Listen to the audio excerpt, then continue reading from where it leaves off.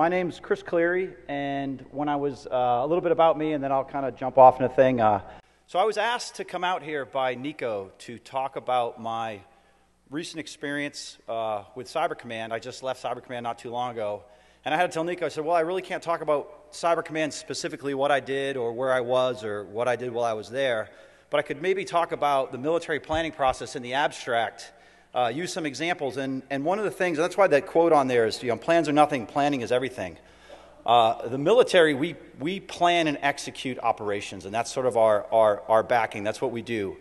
The community that we're trying to talk to, the community that now that cyber is the big buzzword and we're trying to figure out how to work through it, is this community to try and figure out how we start bringing the two together. And that sort of leads into the next slide. There's a lot of talk about cyber warfare. Cyber warfare right now is kind of being made up of the hacker community and the military. The military spin on it right now, and the way that we're trying to do business is the policies that have come out. We released a new cyber policy, and the 5 pillars of the things we're going to focus on is pretty much defensive in nature. And rightfully so. The military's job, first and foremost, is to defend the United States, and also execute sort of missions that we're directed to by our senior leadership. The hacker community brings a whole new perspective to that because really, arguably, you guys were here first. There's some things that the military's done for a long, long time that we're really good at. This is a new domain, and we're trying to figure out how to operate in it. And it's kind of the bringing together of the peanut butter and the jelly to make something that we're going to coin cyber warfare in the beginning. And what I experienced in the last couple years is how the two communities may be talking past one another.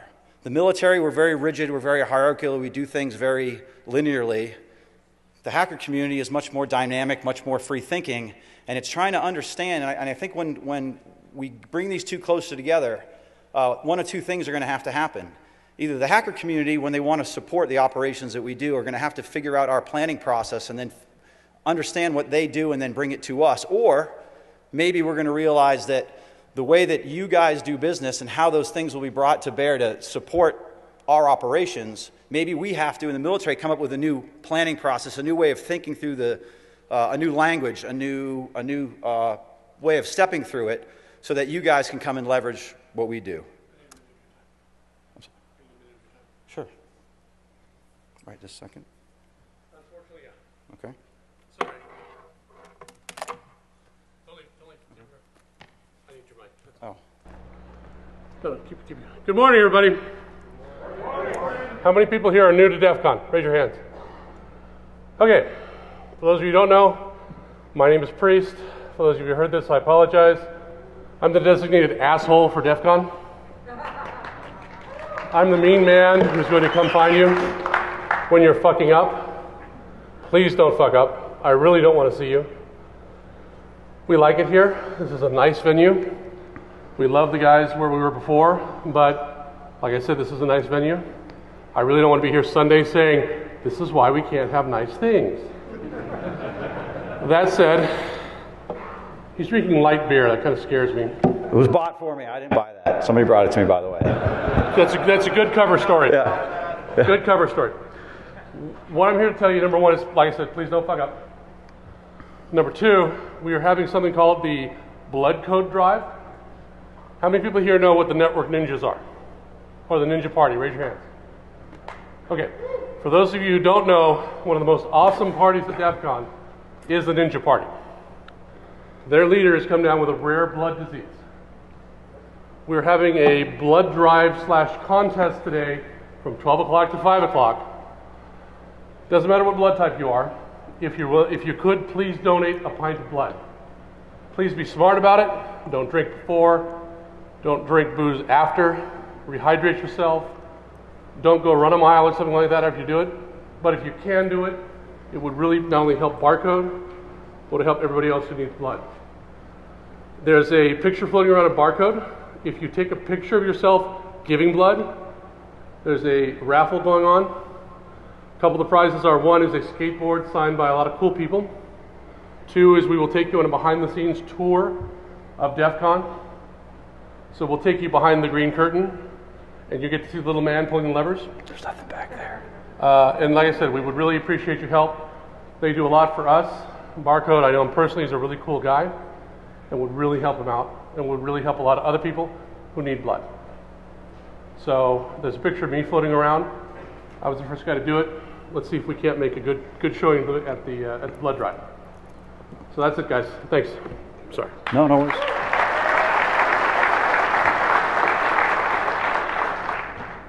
So I was just behind the green curtain a minute ago. There's really nothing back there. But I got some beer and some finger food and stuff like that. But so I wanted to kind of give a little bit about how I got here and what I sort of learned along the way. And what I mean by that is sort of the progression of becoming a military planner. And something to learn from that is we're all sort of products of our environment. I mean, everybody in this room came from some different background. They have different experiences in their life that got them either to this room or to what they do. And you know, being a planner is no different. So starting off, I started my career as a maintainer working on F-18s. Young kid working on Hornets. It was really cool. It was a really cool job playing around it. But what I learned is just because you know how to fix something doesn't mean you know how to use it. From there, I actually got an opportunity to go to the Naval Academy, and I played rugby, and although I got my ass handed to me pretty bad academically at the Naval Academy, I did pretty good in rugby.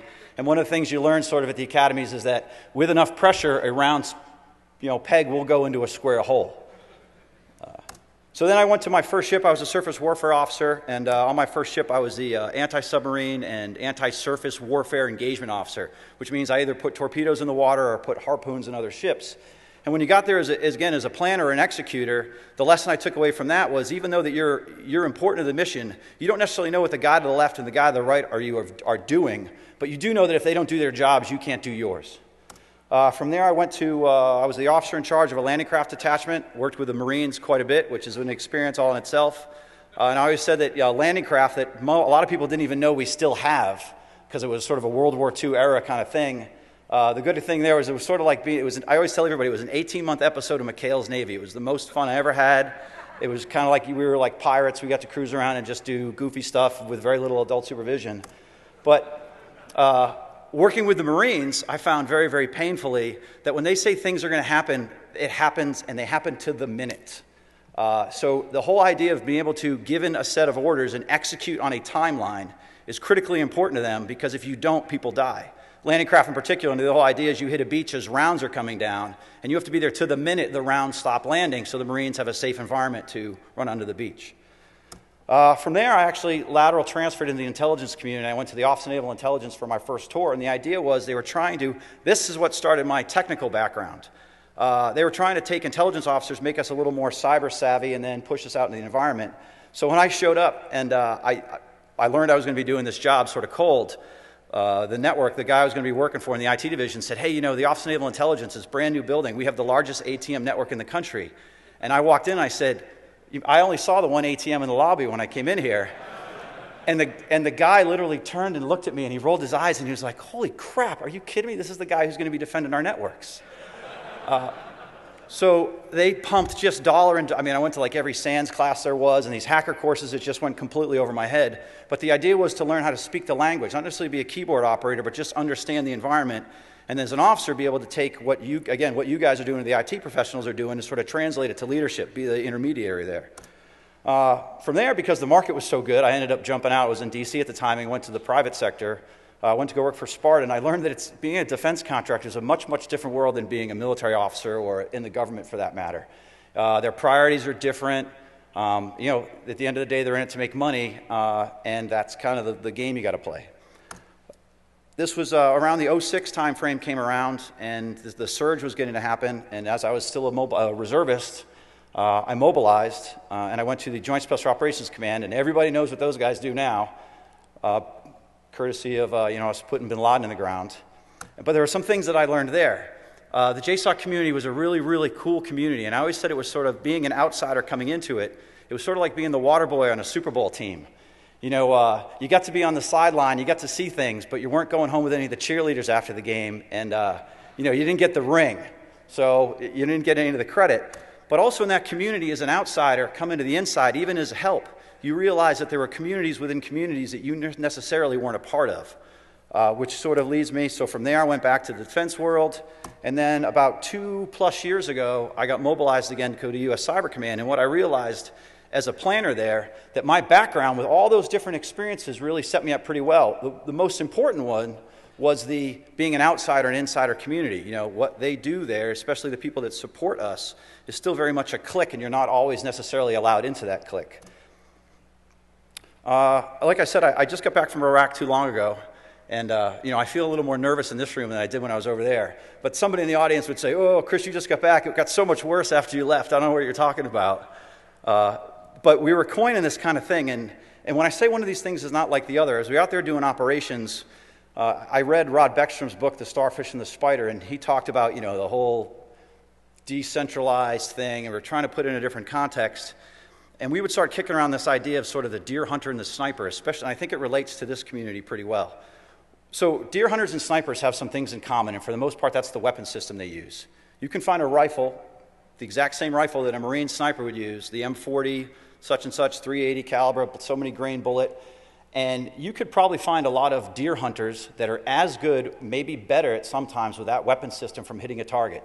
You could set a plate out at 800 meters and probably put those guys right next to each other, and for the most part, they might be able to take that plate down.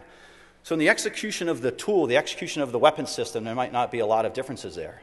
Where the differences come in is why they're trying to shoot that plate. And then I sort of put the pictures up there of the rifle scopes. You know, so the deer hunter's out there for one purpose and one purpose only. He's there to hit a deer. He's out there during deer season. He's wearing his hunter orange, and at the end of the day, he hopes he bags his limit so he can come home, take his, you know, beef jerky or deer jerky or whatever he eats. I don't eat deer. And then, you know, feed his family. The military sniper, on the other hand, could be out there for a multitude of reasons. You know, even though he's looking through that guy through the scope, his job might just be to report that he's there. His job might be able to shoot him at a particular time that enables some operation afterwards. How he got there is another difference. That particular military sniper, what if he's a Navy SEAL and he had a halo into the environment? The high altitude, low opening jump. Maybe he scubaed in. Maybe he was delivered by a helicopter. Maybe he's been out there a week. So the differences are not necessarily in their capabilities. It's in the planning that went through to get him to that environment and why he's there. You know, his job might not be to pull that trigger at all. And I find that kind of in the community where we are now, when we talk about strategy and tactics, the military, the government's sort of working from the top down. Most of the conversations we're having right now are about big policy issues, big cyber strategy issues, you know, how we're going to try to use cyber in the future. And at the bottom, this community is really working on tactics. And I wouldn't go so far as to call them tactics, no offense to anybody in the room, but a tactic per joint pub, per definition, is something that's used in combat, which is what makes the military very different, even from the intelligence community. And that kind of leads into my next slide. So when I say those two things are not necessarily the same, these two things are not necessarily all that different. So, you know, on the left of the slide, I got kind of the military, kind of what an operations center might look like, and on the right of the slide is a hacker doing certain things. And there's countries out there that are obviously leveraging the guy on the left a lot better than we are. Not that we should or shouldn't be doing that, and I'm up here definitely not advocating for, you know, sort of the citizen soldier concept, but there are some countries out there who do necessarily advocate and push some of their hacker communities in that direction to support operations. So when we start developing tactics, techniques, and procedures, which is, I know there's a lot of probably government military in the room who understand what those are, and there's sort of a hacker community that doesn't. The analogy that I use for that is, again, I like using the kinetic example of using maybe a firearm. And I imagine there's a lot of guys in this room that have shot a gun before. A procedure and a technique are the ways you would use that gun. So like, for instance, when you learn to fire a gun, a procedure is how to load it, how to clean it, how to strip it, and more importantly, if you're using it, say, in a combat situation, for round jams, how to unjam it very quickly and get back into the fight. A technique for using that gun might be how you hold it, kneeling, laying down. You know, guys who shoot pistols, there's the isosceles stance and the Weaver stance. That's a technique. A tactic is how that guy would use that gun in a combat situation with other people. And I think where this community starts needing to do a little bit better at is trying to figure out how a bunch of you guys operate together to sort of deliver some sort of effect or some end state. I know that you capture the flag here, where teams of guys work towards a common objective. And we've seen some other nations, some other prominent group, I guess the LulzSecs and the Anonymous of the world, sort of do things, at least with some sort of end state in mind. That's the way the military operates. But I want to talk about the offensive cyber thing, and I know that the brief was originally coined offensive cyber, and I want to get away from that for a minute for a couple reasons. Not only I'm not from Cybercom trying to say that we should be doing offensive cyber. to try to explain to you what the military does or how we would use this capability in the future. Well, the Department of Defense operates within a spectrum of conflict. And the reason I say that is because, you know, with those blocks at the top, stable, peace, unstable, insurgency, general war, you can look at the world right now and see that we're in one of those categories all over the place. And within each of those categories, we have operational themes. So as an example, one of the operational themes, peaceful military engagements. What we do, you would say most of the countries in the world that we're in a period of sort of peaceful coexistence with. And especially our allies, our partners, we do training, we do recovery operations when we need to, things like arms control, counter-drug. When we start moving up the level a little bit, limited intervention is actually the one I'd like to talk about the most, and one that I'm going to talk about again, as I go through some more slides. But a limited intervention is a specific operation to achieve an end state, a clearly defined end state, limited in scope.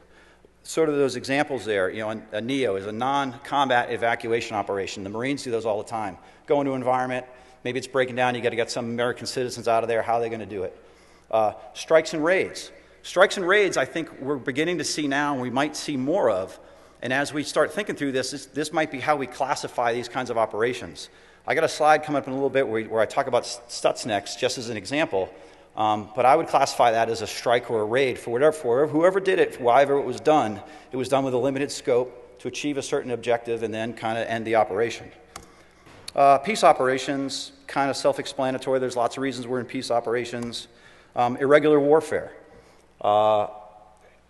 Again, on irregular warfare, you could see that kind of in how we support either irregular warfare or go to fight irregular warfare. You know, Iraq and Afghanistan have sort of devolved into irregular warfare. They kind of came from major combat operations and sort of going backwards.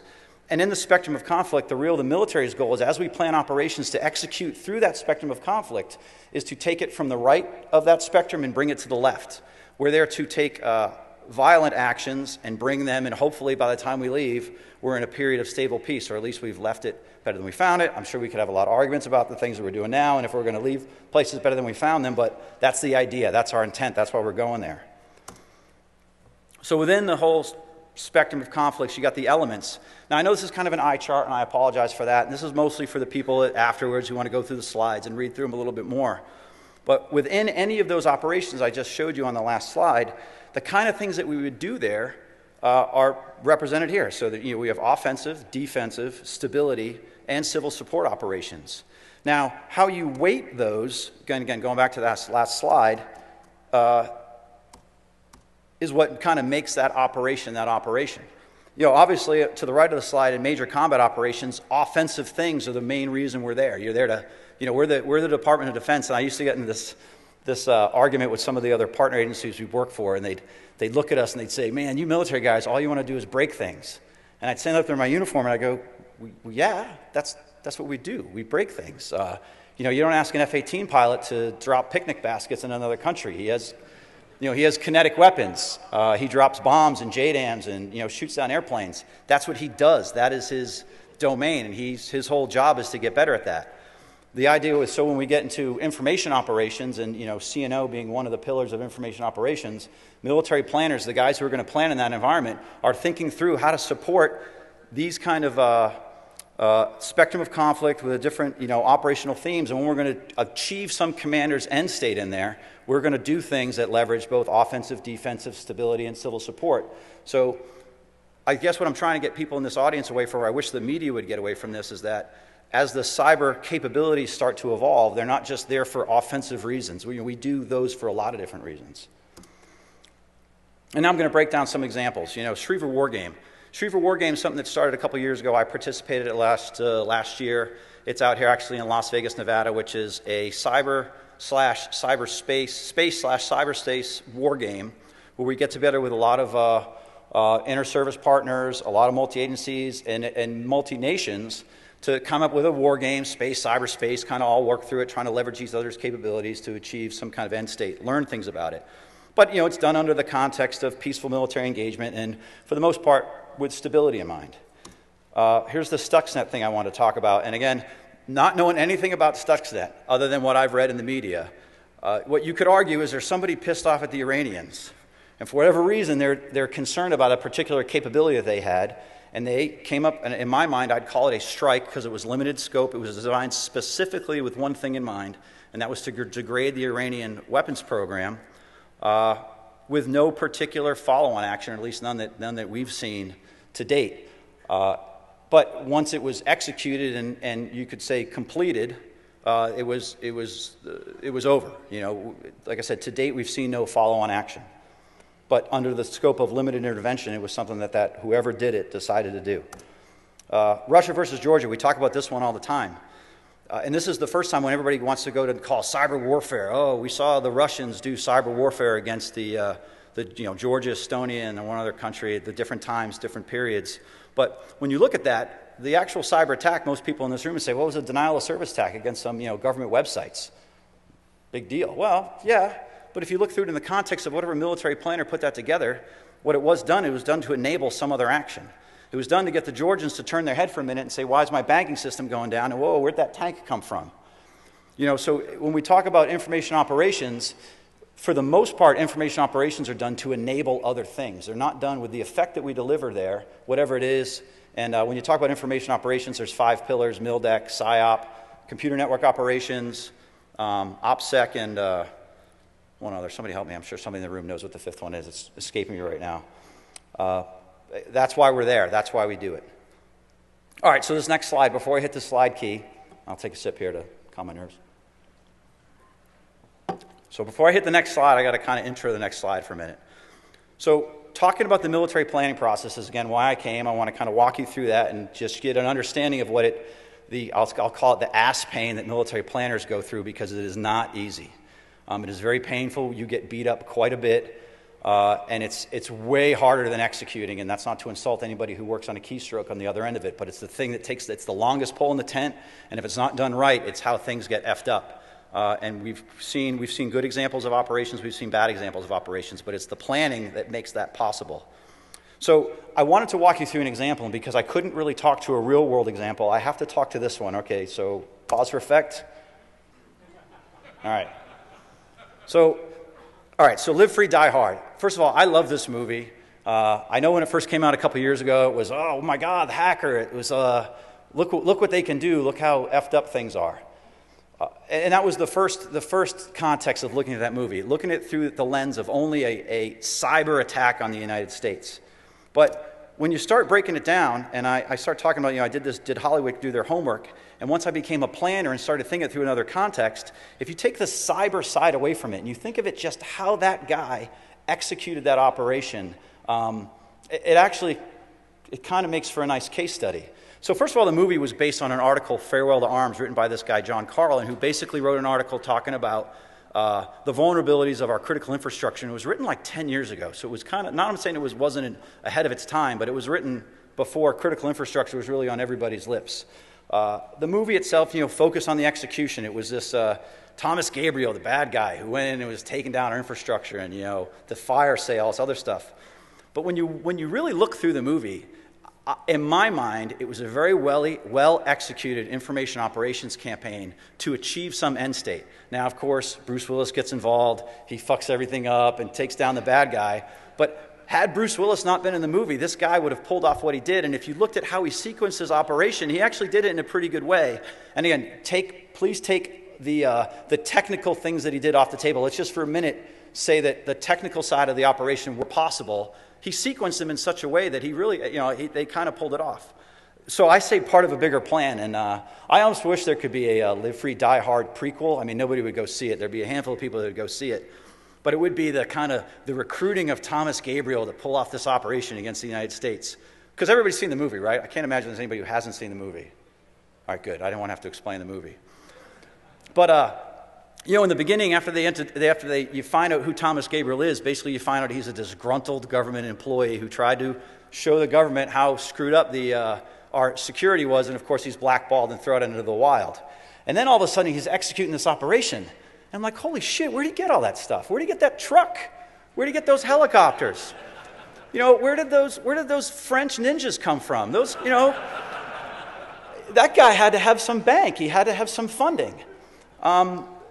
and the beginning of the movie does a kind of a decent job. At least it's only in the credits. It's only in the first 3 seconds of when they're going out and they're kind of got that computer screen. And, we have access to defense, access to financial, access to transportation. I'm like, okay, so they kind of hinted at a little bit what we'll call the preparation of the battle space going into the movie. But holy crap, that guy had to have a ton of money. And to pull all that stuff off, I mean, for guys of you in this audience who do this stuff, you know that of all those things that they were trying to access, that would have taken years to execute that operation. Not only from a financial point, but the access and the sequencing and the rehearsal, all that other stuff, it just wasn't done on the fly. So I always say, and I hope there's no French in the room, but I thought it was like, oh, so if the movie could have been, he was approached by the French, here's some French ninjas, it'll be your muscle, we'll give you your money, and yeah, we want you to destabilize the United States of America, and oh, by the way, you'll get to take all that money home. But if you looked at the movie in the context of a much bigger campaign, it would have been the operation to destabilize the United States, and there was probably some follow-on action after he conducted that operation that maybe there was another sequenced operation that was going to happen behind it, the next movie. What was the thing that was going to happen after this guy brought the government to kind of its knees for the most part? So when you start thinking about how they did that, again, I chart, and I apologize for this, operational design. Planners live in this world. Planners take commanders' intent, run them through a bunch of filters, and come up with some plan on the other end. And for those, I'm sure there's a lot of people in this room that are familiar with this, and I'm sure there's some people that aren't. From a planner's perspective, this is our TCP/IP stack. See, I know a little bit of technology. So when I sit through most of the conferences in here, it goes right over my head. Technology, I'm like, oh, 1, 0, whatever. And I would expect some of the planning process for people who aren't familiar to go over your head. And just from an abstract perspective, wow, why do they have to do those things? It doesn't make sense to me. In the beginning, I don't disagree with you. But when you become a planner, and what I would argue is, there's a lot of people out there that think there are planners, and I thought I was a planner when I showed up, just on the fact that I was a military officer that had done amphibious landings and done harpoon engagements. And yes, there is a planning perspective to that, but it's not military joint operation planning and execution planning, which is a whole different animal. And you kind of learn that the painful way the first time you go to present something and they ask you a million questions, like, oh, I didn't think of that, and you get beat up. So as you look at that slide from sort of the left to the right, operational art, that operational art we coined in the military is based on your experience and based on the way that you kind of know certain capabilities work and certain things work together. You're able to use that, put some plans together that kind of make sense and throw them out the other side to your leadership to buy off on.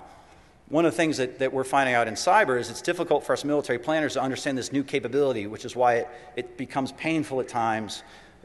Not only for the reasons it's hard to explain to military leadership what it is that you guys do, but it's also difficult for us to quantify the effects of what you guys do, which makes leadership a little bit hesitant to maybe execute on operations. So when you start doing sort of this mission analysis, you get into this effects-based planning. And what that is on the right side of the slide, you sort of see the military end state, which is what you want done. What are you trying to do? And as I'm going to kind of relate this back to the movie, I'm going to kind of jump between planning and jump between the movie. Military end state, and I got another slide that talks to this in a second, was destabilize the United States, or ultimately in the movie it was he was going to get into Woodlawn and steal all the financial data that was being backed up there. Well, to do that, knowing that the end state is you got to look at your target, and I'm going to move to the right side again and go to center of gravity. Center of gravity analysis is something that takes the most time for what we're doing because that ultimately leads us to where we want to deliver our effects. Center of gravity usually, Clausewitz defines it as, the hub of all power movement on which everything depends. So when you break that down, center of gravity, you get critical capabilities, and you can do this in a lot of different ways. And maybe just for an example, we'll say like an air defense system. Well, an air defense system's critical capabilities, it's got the missile, it's got the launcher, it's got the radar, and the radar's broken in. It's got a detect radar, track radar, fire control radar. It's got people, it's got power. Those are all the things that make that system operate. Well, based on that, it's got critical requirements. Each one of those systems then has requirements that makes it function. The radar needs power, it needs people. The missile needs a view of the horizon. There's a lot of different things that it would need. And then when you start looking at the critical requirements, you start identifying critical vulnerabilities. And the vulnerabilities are to take down any of those critical capabilities that would affect the center of gravity.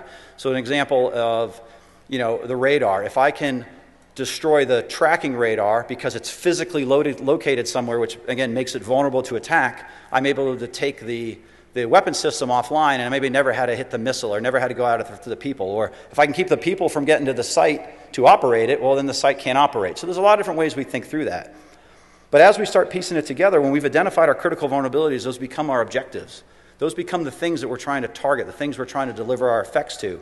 So our effectives then, our objectives, we assign an effect to it, and in the most case, in the Title 10 world, which is very important to distinguish, the effects become degrade, deny, destroy, disrupt, defeat.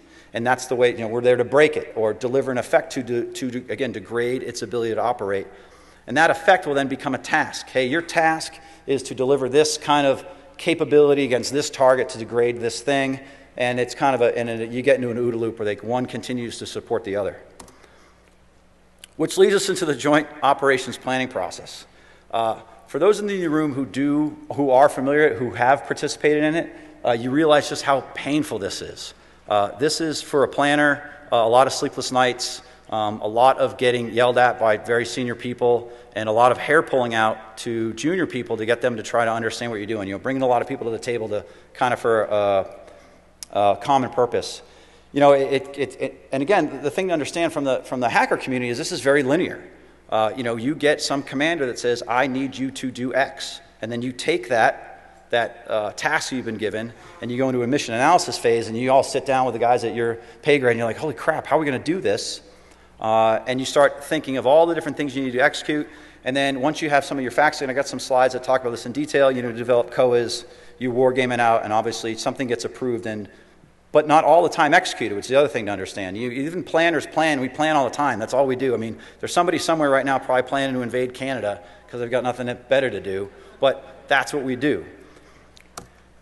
So when you look at the mission analysis, again, which I said is the most painful part of the process, this is when you're trying to piece together what you're trying to do. And then trying to revert back to the movie, I called some things in red to say, when Thomas Gabriel was approached by the French, so I'll jump into that for a second, and was asked to go do X, Y, and Z, well, he's thinking, okay, if he wants me to go do this, and they're going to let me, do this fire sale, how I'd go about doing it.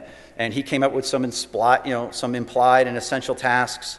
And he really had to look at our center of gravity, or his adversary's center of gravity, and what makes us tick. And when he was going through this, and I'll bring it up in a second, he really determined that if he could get to the U.S. government and kind of bring them to her knees, it would enable him to do something else. Commanders, the CCIRs, for you who's not familiar, that's Commander's Critical Information Requirements. Again, if this was the prequel of the movie and he was trying to execute on this, his list of information requirements probably would have covered this whole wall, because you guys all know from the community all the different targets he was trying to hit and all the different ways to get in there would have just been, a laundry list of things that he would have taken probably more like years to get his hands on. Not to mention who built the truck, all the other stuff, the Monday, the spec requirements to build a truck out, the helicopters, the French ninjas, all that stuff took a lot of time. So again, if we look at the same slide, the mission to task kind of construct for his center of gravity analysis, he was going after the United States government, which was the target.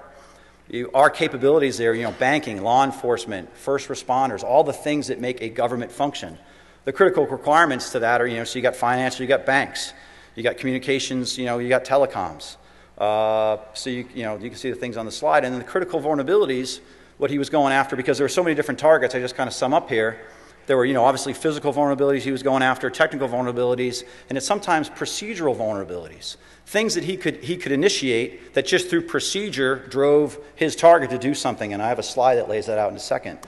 And then of course, as he went through the movie, he said, well, to do that, I'm going to target critical infrastructure with the effects being to, depending on the critical infrastructure, disrupt, degrade, destroy at some point. He blew up the, although it was a kind of I call a follow-on mission when he blew up the power plant to try and kill Agent McLean. He sequenced to an event, and then, like I said, the tasks varied by target. So co-development. This is where the rubber meets the road. So now you've gone through your mission analysis. You've gone back to your boss and say, hey, boss, you told me to do this. This is what I think you told me to do. Do you still agree with that? And he'll go, yeah, I told you once. Okay, thank you for repeating back to me what I just told you to do, which sometimes really pisses them off. And then you start getting into a COA, and you'd be presenting these COAs back to him, and I have a slide on what makes a COA. And to do that, when COAs, and we say that, you know, adequate, feasible, acceptable, distinguishable, because you always bring the, you got to bring the boss more than one option, and those options have to be somewhat different so you can, you know, pick one. And sometimes I like to joke. I mean, you guys seen the Simpsons movie when he puts all the COAs in front of him and he kind of leads them to the one that he wants them to pick.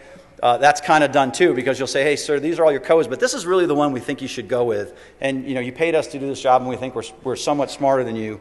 Go with this one, and for the most part, that's what they'll do, or they'll modify them or send you back. It just becomes painful. But if you have to think about, again, back to the movie, what he was trying to do, the objectives, did I build this already? The major forces requirements. So now that he's figured out what he had to do and how he wants to do it, that's when he would have gone back and said, hey, French overlord, the guy who asked me to do this, I need to build this truck. I need this kind of access. I'm going to need a lot of walking around money because I need to buy people on the inside to either write code for me or give me access. You know, I need some, you know, walking around money. And then he would have gone back and said, hey, but for me to execute all this, this is the kind of time I'm going to need 2 years or 6 months or whatever his time frame was. And then based on what, let's say, your commander was trying to do, sir, we'd like to do that, but it's going to take us 6 months. He might say, well, you don't have 6 months. I might have to go to another kind of operation because time is of the essence. Or if time is not of the essence, we'll allow you to execute. I think if you look at the STUXNET as an example, and Wired Magazine wrote a really good article on this, you know, way back when reportedly the Israelis asked the Americans for a, you know, a kinetic bomb to do it, and we said no. They said, oh, crap, well, we need another way to do this. Well, I'm not saying it was the Israelis, but whoever did it, so strike that from the record. Whoever did it, they said, hey, some cyber geeks, sorry, no offense to anybody in the room, said, hey, we've got this way of maybe trying to do this. It's got a long lead time. It's going to take a lot of time to execute, and we got to do all these steps. And somebody said, well, yeah, time is kind of on our side, so go ahead, run with it. But I can tell you, whoever was planning on doing whatever probably had some follow-up operation just in case that didn't work, and in case time got of the essence, that there was some probably follow-on action to deliver the same kind of effect. From there, you take all your COAs, and then you start wargaming them out. And then, you know, with these potential decision points and branches and sequels. That's really important because everything you're going to try and execute in, you'd need, if it doesn't work or if it doesn't go down the way you want, you have to have some kind of follow-up position, or you got to stop the operation. Excuse me. Let's see, and based on that, then I'm going to kind of walk you through what I call Gabriel's plan. And this is kind of where the rubber meets the road, in the sense that whenever you're trying to accomplish something and you've got your commander's end state and you've got your, hey, this is how I think we're going to accomplish it, then you've got to sort of sequence it, because what you find is the sequencing of the operation is really what makes the operation the operation. And I say that's sort of the difference between maybe this community, I'm saying the hacker community and the military is again, we're very hierarchical, we're very linear, we do things, one things after another because that's the way we do business. So again, going back to the movie, I kind of carved the movie up into 3 major lines of operation. The first one was sort of, I'll call house cleaning, and that was, hey, what else, what are the final things I need to do to execute on the operation? And, you know, he was killing off all his help because he didn't want those guys screwing things up. The next one was the fire sale, because in the movie they sort of coined, that's what the government, you know, halfway through the movie thought was going on. It was a major terrorist attack to take down our infrastructure and just screw things up, just because somebody was disgruntled at us and they wanted to, you know, bring down the United States. With the third line of operation being Woodlawn, and if you guys remember the movie, Woodlawn was really the whole reason he was there. It wasn't necessarily to do the fire sale, it was to enable his ability to get access to Woodlawn and steal that information. The fire sale was what he just kept everybody busy with so he could execute something else, which is why I coined this as information operations. He used non-kinetic effects to enable his end state or his kinetic operation. But in the movie, which was also cool, he would synchronize kinetic and non-kinetic things at the same time to enable one another. So as we start moving through the operations and the different phases, phase 0 was all his prep that he was doing to finish the environment. You know, he was collecting all his last intel, getting his last source code. And then he started tying up all his loose ends before he executed. And that's when he's killing off all those programmers, because those are the guys that are the loose ends. If I leave them lying around, maybe they'll screw me up, which, of course, you know, stealing the punchline, everybody who's seen the movie knows that's exactly what happens with, you know, Bruce Willis's help, of course. So he eventually got to a certain point where he said, hey, I'm ready to execute the operation. I think I've done my leading into it. I'm ready to go. And he executes phase 1, and the first thing he does is he attacks transportation. And at that point, people just see it for what it is. Wow, it's a big transportation glitch. They're not putting 2 and 2 together. But eventually it's, well, wait a minute. Traffic goes down here, and the FAA is reporting something over here, and Amtrak went down over there. Whoa, this is not a coincidence. We're under attack, and they label it as under attack, and people start freaking out. He moves from there. I thought a nice line. He said, oh, let's get him outside for some fresh air, and he goes after the anthrax alarms. And when he sets off the anthrax alarms, now everybody's getting out of the building again. It gives him some more breathing room. It gets the government out of the building. It allows him to, I think he displaces at this point. He moves from one place to another. It gives him some time and space to get ready for his next thing. But what you learn later in the movie is that was a very specific operation required to achieve his end state. They also show that scene, you jump to the Social Security Administration, it doesn't mean anything at the time, and they show people leaving that building. That's one of the buildings he needed to evacuate because that was really his target. But when all the buildings evacuate, that doesn't really mean anything to the government because everybody just left their buildings. So where's the target? So once he evacuates that building, now he goes after a kinetic operation, which he goes in and he seizes the building. The people are all out. It's a relatively limited light is on security. He puts his goons in there. His goons go take down all the security guards and then prep for his next operation, which means I'm in that server room. I've downloaded my malware. I'm ready to start receiving the download, which executes stage 2. Stage 2 was he goes and he attacks the financial market. Now, from the fire sale line of operation, it makes a lot of sense. It's the fire sale. Oh, everything must go. We're going to go after financial. We're going to go after power. We're going to go after electric. So under that line, and the government's thinking is, wow, this is just a big, huge cyber attack. This is just a big, huge terrorist attack on the United States. But in his operation, that was required because that's what's triggered the download from the financial district to his target where his guy was waiting to receive the payload. And in here, we'll talk about our first branch or sequel. So as a military planner, I'd say, well, that has to happen. That download from the Wall Street to my target has to happen. And if I can't do it non-kinetically to support the fire sale, I might have to have a sequel set up to do it kinetically. So maybe in the movie, if that didn't work, he had some kinetic strike, bombing on Wall Street, attack on something in that area that would have had the same effect. And he would have had guys on call to say, hey, that failed. We're going to go to sequel 1, which is the kinetic attack on Wall Street, again, to drive the same operation. Because if that didn't happen, yeah, the fire sale would have gone down. It would have looked like a terrorist attack, and it might have enabled the, let's say, the French's plan to destabilize the government. The fire sale would have gone through. But his whole plan then of being able to go to Woodlawn and steal that information would have failed. So at our point, if that doesn't happen, the operation for the most part is a failure. So then the download begins. He gets this download at 20% kind of thing. And at that point is when the decision's made to send his girlfriend out to the power plant facility and take it down. Now, I watched the movie 3 or 4 times, and I'm like, why the hell did he take down the power? It doesn't make any other sense. And then it kind of hit me as well. It's sort of the trifecta on the fire sale. It sets the rest of the fire sale down, which would, again, in my opinion, I think he did that to sort of cover his tracks. I'm going to do the fire sale. It makes sense. They're expecting it. It's one of those things they'll think will go. And it's going to take them so long to figure out that why I was really here was to get into Woodlawn, was to steal this information. And before you figure any of this out, I'm going to be gone in Paris, more than likely, hanging out with all my money. But at the end of the day, the mission wasn't complete. And why wasn't it complete? Because in my opinion, he didn't do his work on his first line of operation, which says, other than the fact that I know that this line of operation is supposed to kill all these bad guys, I don't think he thought through it enough with a proper sequel in place that said, if something horrible goes down, I might have to put a lot more effort into tying up my loose ends. He doesn't. McClane gets in there. McClane, screws everything up, and it kills the operation. So if you think of that in a sequenced event from an I.O. planner, that's how we would have to present to our leadership a campaign. Leadership would have said, yeah, go ahead, that makes sense to me, execute. So as I'm kind of getting the hook to get off the stage, I want to leave with this. Everything I just said is in joint pubs. And for those of you who kind of want to learn more about the way the military operates, go check out these joint pubs. They're all there. Actually, some of them come in little cliff notes. They're online. And for those of you who want to sequence operations or figure out how you're going to enable certain things, again, understanding how the military operates is sort of really important to the subject. And I think when you come to us, understanding our processes, we try and make realms, come into conferences like this, understand your processes we'll start taking, things that take weeks and months and years, and maybe we'll start getting them down to days and hours or minutes.